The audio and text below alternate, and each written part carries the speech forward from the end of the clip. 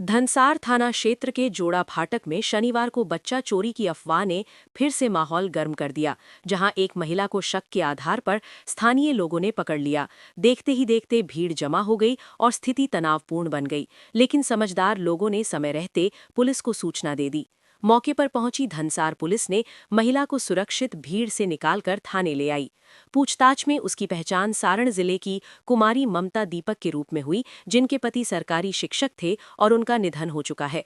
Police के अनुसार महिला मानसिक रूप से अस्थिर बताई जा रही है और उसके पास से बैंक पासबुक भी मिला है, जिसमें पिछले वर्ष 1 लाख रुपए ट्रांसफर होने की जानकारी मिली। पुलिस ने परिजनों से संपर्क शुरू कर दिया है और आवश्यक प्रक्रिया के बाद उसे सौंपा जाएगा। पुलिस ने दोबारा चेतावनी दी है कि अफवाहों पर ध्यान न दें, वरना सख्त कार्रवाई होगी।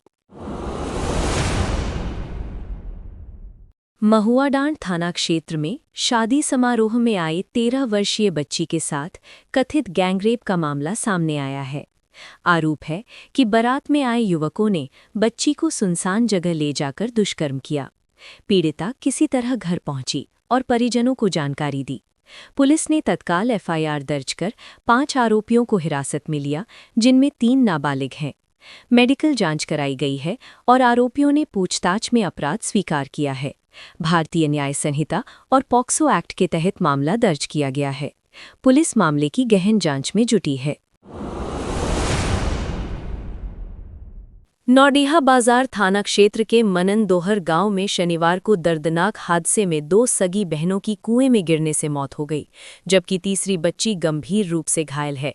दोपहर बाद ग्रामीणों ने कुएं के पास से रोने की आवाज सुनी और मौके पर पहुंचकर तीनों बच्चियों को बाहर निकाला। 8 वर्षीय प्रीति कुमारी और 6 वर्षीय सोनम कुमारी की मौके पर ही मौत हो चुकी थी, जबकि तीसरी बच्ची को पहले छतरपुर अस्पताल और फिर बेहतर इलाज के लिए रेफर किया गया। पुलिस ने शवों को पोस्टमार्टम के लिए भेज दिया है और मामले की जांच शुरू कर दी है। ये हादसा कैसे हुआ, इसकी जांच जारी है, लेकिन गांव में मातम पसरा हुआ है। परिवार पर दुखों का पहाड़ टूट पड़ा है और पूरा इलाका शोक में डूबा है।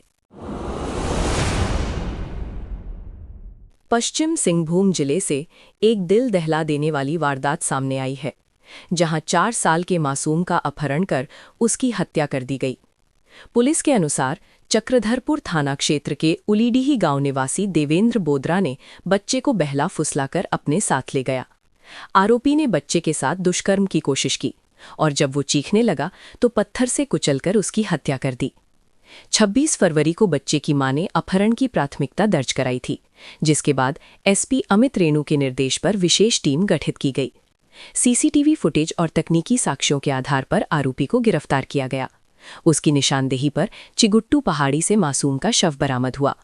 घटना से इलाके में सनसनी फैल गई है और लोग कड़ी सजा की मांग कर रहे हैं।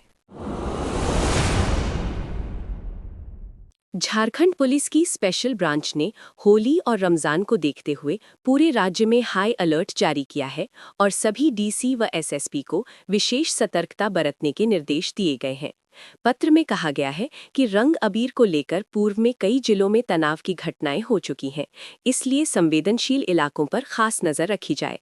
रमजान के इफ्तार समय और होली मिलन कार्यक्रम के दौरान अतिरिक्त निगरानी रखने को कहा गया है। सोशल मीडिया पर नफरत फैलाने वाले ग्रुप्स और एडमिन की सूची तैयार करने के निर्देश भी दिए गए हैं। अवैध शराब, पशु तस्करी और तेज रफ्तार वाहन चलाने पर सख्त कार्रवाई करने को कहा गया है। थाना स्तर पर शांति समिति की बैठक अनिवार्य की गई है। पुलिस ने साफ कहा है कि त्योहार शांतिपूर्ण रहें, इसके लिए मुकम्मल तैयारी रहेगी। चैनपुर थाना क्षेत्र के चेडाबार गांव में ससुराल आए युवक योगेंद्र सिंह की हत्या कर शव को कोयल नदी में फेंक दिया गया। युवक शुक्रवार रात खाना खाने के बाद टहलने निकला था, लेकिन देर रात तक वापस नहीं लौटा। शनिवार दोपहर उसका निर्वस्त्र शव नदी से बरामद हुआ, जिस पर गहरे जख्म के निशान पाए गए।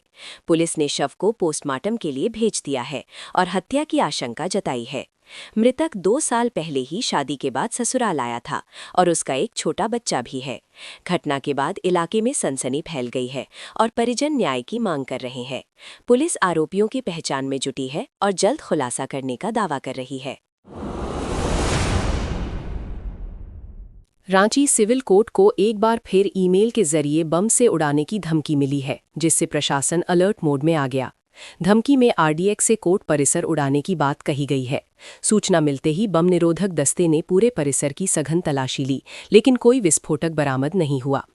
इससे पहले 6 फरवरी को भी ऐसी ही धमकी मिली थी और समाहरणालय को भी ईमेल के जरिए उड़ाने की चेतावनी दी गई थी। लगातार मिल रही धमकियों ने सुरक्षा एजेंसियों की चिंता बढ़ा दी है। पुलिस साइबर एंगल से जांच कर रही है और ईमेल भेजने वाले की तलाश जारी है। सुरक्षा व्यवस्था और कड़ी कर दी गई है। फरवरी के अंतिम दिनों के साथ झारखंड में मौसम का मिजाज बदलने लगा है और दिन का तापमान तेजी से बढ़ रहा है। रांची में अधिकतम तापमान लगभग 29 डिग्री दर्ज हुआ, जबकि जमशेदपुर, बोकारो और डाल्टनगंज में पारा 33 डिग्री के पार पहुंच गया। चाईबासा राज्य का सबसे गर्म स्थान रहा, जहां तापमान 34 डिग्री से अधिक दर्ज किया गया। मौसम विभाग ने संकेत दिए हैं कि मार्च के पहले दूसरे सप्ताह में तापमान और बढ़ेगा। होली के आसपास दिन का तापमान 32 से 36 डिग्री तक पहुंच सकता है। फिलहाल बारिश के आसार कम है और मौसम शुष्क रहेगा। ऐसे में इस बार होली पर तेज धूप का सामना करना पड़ सकता है। डोरंडा थाना प्रभारी दीपिका प्रसाद के साथ हाईकोर्ट परिसर में कथित अभद्रता के बाद झारखंड पुलिस एसोसिएशन ने विरोध का फैसला लिया है। अगले 3 दिनों तक रांची पुलिस के कर्मी काला बिल्ला लगाकर ड्यूटी करेंगे। एसोसिएशन ने आरोप लगाया कि कोर्ट परिसर में महिला अधिकारी को घेरा गया और धमकियां दी गईं। इस मामले को लेकर पुलिस और अधिवक्ताओं के बीच तनाव बढ़ गया है। एसोसिएशन ने इसे वर्दी और पुलिस बल का अपमान बताया है। हालांकि दूसरी ओर अधिवक्ता मनोज टंडन की जब्त कार को कानूनी प्रक्रिया के बाद रिलीज कर दिया गया। पूरे घटनाक्रम ने पुलिस बार संबंधों में खटास ला दी है। मधुकम इलाके से लापता 4 बच्चों को रांची पुलिस ने सकुशल बरामद कर लिया है। सुखदेव नगर थाना क्षेत्र में बच्चों के घर नहीं लौटने पर परिजनों ने सूचना दी, जिसके बाद सर्च ऑपरेशन चलाया गया। जांच में पता चला कि बच्चे गाड़ी खाना इलाके में घूम रहे थे। पुलिस ने मौके पर पहुंचकर सभी को सुरक्षित वापस लाया। शुरुआती जांच में किसी गिरोह की संलिप्तता सामने नहीं आई है। पुलिस के अनुसार बच्चे नशे की फिराक में भटक रहे थे।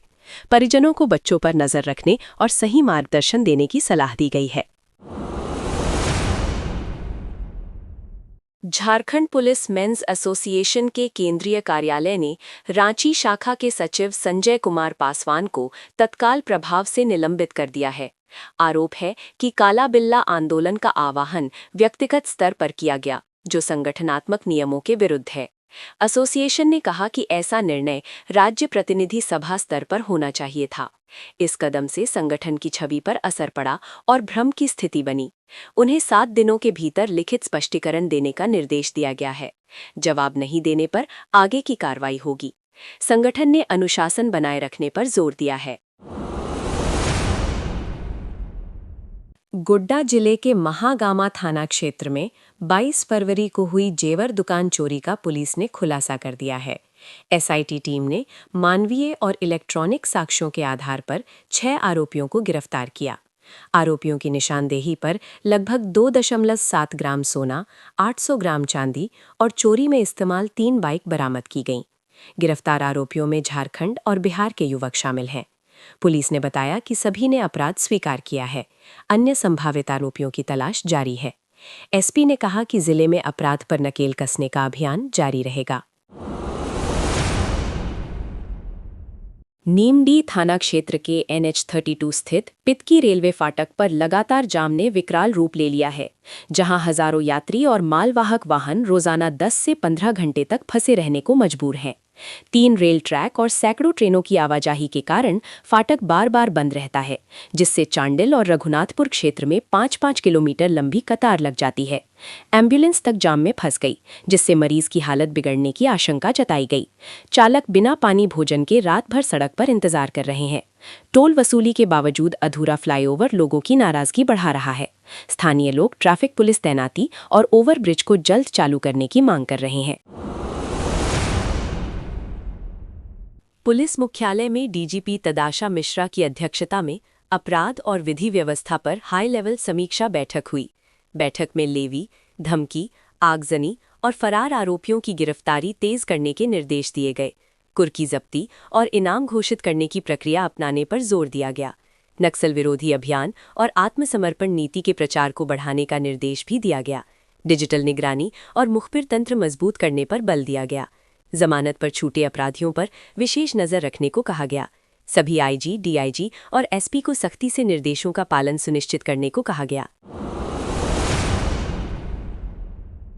मझियाओं नगर पंचायत में नवनिर्वाचित वार्ड पार्षद प्रदीप साव के विजय जुलूस पर हमला होने से इलाके में अफरा तफरी मच गई। अखौरी टोला पहुंचते ही दूसरे पक्ष के लोगों ने जुलूस को घेर लिया और जमकर मारपीट हुई। पूरा इलाका कुछ देर के लिए रण क्षेत्र में बदल गया और घटना का वीडियो सोशल मीडिया पर वायरल हो गया। सूचना मिलते ही पुलिस पहुंची, लेकिन तब तक हमलावर फरार हो चुके थे। पार्षद की ओर से थाने में लिखित शिकायत दी गई है। एसपी ने कड़ी कार्रवाई का आश्वासन दिया है। घटना ने चुनावी माहौल में तनाव बढ़ा दिया है। भाजपा नेता सुधीर श्रीवास्तव ने देवघर नगर निगम मेयर चुनाव की मतगणना में अनियमितता का आरोप लगाते हुए चौथे और पांचवें राउंड की पुनर्गणना की मांग की है। उन्होंने राज्य निर्वाचन आयोग को पत्र लिखकर प्रशासन पर सत्तारूढ़ दल को लाभ पहुंचाने का आरोप लगाया। शिकायत रिटर्निंग ऑफिसर और जिला निर्वाचन पदाधिकारी को भी दी गई है। आरोप है कि इन 2 राउंड में गंभीर गड़बड़ी हुई है। अब तक पुनर्गणना का आदेश जारी नहीं हुआ है। भाजपा ने आयोग से तत्काल हस्तक्षेप की मांग की है। मामला तूल पकड़ता जा रहा है और सबकी नजर आयोग के फैसले पर है। जयनगर थाना क्षेत्र के कोसमाडी गांव में तालाब में डूबने से 3 मासूम बच्चों की मौत से पूरा इलाका गमगीन है। दोपहर में नहाने निकले तीनों बच्चे खोंडा आहार में डूब गए।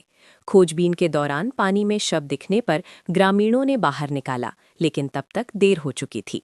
मृतकों में 2 लड़कियां और 1 लड़का शामिल है।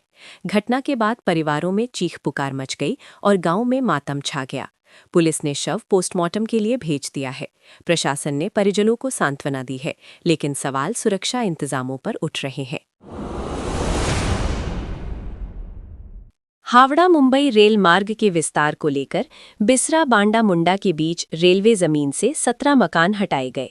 सुबह से चली कार्रवाई में बुलडोजर से पक्के और कच्चे निर्माण ध्वस्त किए गए। प्रशासन के अनुसार पहले कई बार नोटिस जारी किया गया था। भारी पुलिस बल और मजिस्ट्रेट की मौजूदगी में कार्रवाई पूरी हुई। जमीन खाली होने से रेल लाइन विस्तार कार्य को गति मिलेगी। इससे भविष्य में ट्रेनों की समयबद्धता बेहतर होने की उम्मीद है। हालांकि विस्थापित परिवारों के सामने अब नई चुनौती खड़ी हो गई है। होली को देखते हुए लातेहार में खाद्य सुरक्षा विभाग ने मीट शॉप, होटल और मिष्ठान दुकानों पर छापेमारी की। जांच में गंदगी और एक्सपायरी सामग्री मिलने पर चालान काटे गए। मिश्रा स्वीट्स में पुरानी लड्डू नष्ट कराई गई। एक होटल में अखाद्य रंग मिली 40 किलो जलेबी मौके पर ही नष्ट कर दी गई। कई दुकानों को फूड लाइसेंस लेने का नोटिस दिया गया। पनीर, तेल और मसालों की गुणवत्ता जांची गई। विभाग ने चेतावनी दी कि नियम उल्लंघन पर कड़ी कार्रवाई होगी। पटाईशोल जंगल में हाथियों को देखने गए 27 वर्षीय सौरभ पाल की जंगली हाथी के हमले में मौत हो गई। हाथियों का झुंड दिखने की खबर पर ग्रामीण जंगल की ओर उमड़ पड़े थे। बताया जा रहा है कि युवक संभवतः सेल्फी लेने के लिए करीब चला गया था। काफी देर तक घर न लौटने पर खोजबीन में उसका शव जंगल में मिला। पुलिस ने शव को पोस्टमार्टम के लिए भेज दिया है। वन विभाग ने लोगों से जंगल में न जाने की अपील की है। घटना से इलाके में दहशत फैल गई है। धनबाद में बिजली दरों में करीब 60% वृद्धि प्रस्ताव को लेकर जन सुनवाई में भारी विरोध हुआ। उपभोक्ताओं ने 6.85 से 10.30 रुपये प्रति यूनिट दर बढ़ाने के प्रस्ताव को कमर तोड़ने वाला बताया। छोटे उद्योगों के बंद होने की आशंका जताई गई। विभाग पर लाइन लॉस और भ्रष्टाचार का आरोप लगाया गया। आयोग ने घाटे को 7 वर्षों में समायोजित करने की बात कही। उपभोक्ता शिकायत निवारण फोरम खोलने का आश्वासन दिया गया। स्मार्ट मीटर और नंगे तार बदलने की योजना भी घोषित की गई। रांची सदर अस्पताल में एचपीवी टीकाकरण कार्यक्रम के दौरान प्रधानमंत्री नरेंद्र मोदी के वर्चुअल संबोधन पर सियासी विवाद खड़ा हो गया। कार्यक्रम में मौजूद स्वास्थ्य मंत्री इरफान अंसारी प्रधानमंत्री के कांग्रेस संबंधी बयान से असहज होकर मंच छोड़कर चले गए। उनका कहना था कि ये स्वास्थ्य से जुड़ा कार्यक्रम था, इसे राजनैतिक मंच नहीं बनाया जाना चाहिए। दूसरी ओर केंद्रीय मंत्री संजय सेठ ने कहा कि प्रधानमंत्री का भाषण म्यूट करना अनुचित था और बीच में उठकर जाना संस्कारों के खिलाफ है। कार्यक्रम के दौरान ऑडियो को म्यूट करने की बात भी सामने आई है। इस घटनाक्रम ने स्वास्थ्य कार्यक्रम को राजनैतिक रंग दे दिया। अब इस पर भाजपा और कांग्रेस के बीच बयानबाजी तेज हो गई है। ग्रामीण विकास विभाग की अनुदान मांगों पर चर्चा के दौरान विधायक टाइगर जयराम महत्तो ने गांव शहर के खर्च में भारी अंतर का मुद्दा उठाया। उन्होंने कहा कि ग्रामीण मासिक खर्च 2,946 रुपये है, जबकि शहरी 5,393 रुपये। इस खाई को पाटना जरूरी है। जयराम ने मंत्री को चेतावनी देते हुए कहा कि इस विभाग के कई मंत्री पहले जेल जा चुके हैं, इसलिए सावधान रहें। सड़क और पुल निर्माण में जनता से फीडबैक लेने और शिलापट पर QR कोड लगाने की सलाह दी गई। विपक्ष और सत्ता पक्ष के अन्य विधायकों ने भी मनरेगा, अबुआ आवास और पंचायत फंड पर सवाल उठाए। बहस के दौरान आरोप प्रत्यारोप का दौर चला। सरकार ने योजनाओं को गति देने का आश्वासन दिया, लेकिन सदन में माहौल गर्म रहा। आजसू पार्टी के केंद्रीय अध्यक्ष और पूर्व उपमुख्यमंत्री सुदेश महतो ने जोन्हा में जोन्हा डेरा इको कैंप का उद्घाटन किया। पारंपरिक स्वागत के बीच उन्होंने कहा कि ये पहल स्थानीय पर्यटन और रोजगार को नई दिशा देगी। महतो ने कहा कि झारखंड प्राकृतिक सौंदर्य से भरपूर राज्य है और पर्यटन के जरिए ग्रामीण युवाओं को रोजगार से जोड़ा जा सकता है। उन्होंने इको कैंप को पर्यटकों के लिए शांत और रोमांचक अनुभव बताया। कार्यक्रम में कई स्थानीय पदाधिकारी और कार्यकर्ता मौजूद रहे। इस पहल को क्षेत्रीय विकास की दिशा में महत्वपूर्ण कदम माना जा रहा है। पर्यटन को राज्य की अर्थव्यवस्था मजबूत करने का जरिया बताया गया। प्रदेश भाजपा अध्यक्ष प्रो आदित्य साहू ने निकाय चुनाव में सरकार पर सत्ता के दुरुपयोग और तिकड़म का आरोप लगाया है। उन्होंने दावा किया कि तमाम षड्यंत्रों के बावजूद भाजपा विचारधारा वाले उम्मीदवारों ने बड़ी संख्या में जीत दर्ज की। साहू ने कहा कि सरकार चुनाव कराना ही नहीं चाहती थी और अदालत के हस्तक्षेप से चुनाव संभव हो सका। उन्होंने बैलेट पेपर से मतदान के निर्णय को भी प्रभावित करने की कोशिश बताया। रांची नगर निगम में बड़ी संख्या में वोट रद्द होने पर सवाल उठाए गए। हालांकि भाजपा के बागियों पर कार्रवाई के सवाल पर उन्होंने स्पष्ट जवाब नहीं दिया। चुनाव परिणामों को लेकर राजनीतिक बयानबाजी अभी भी जारी है।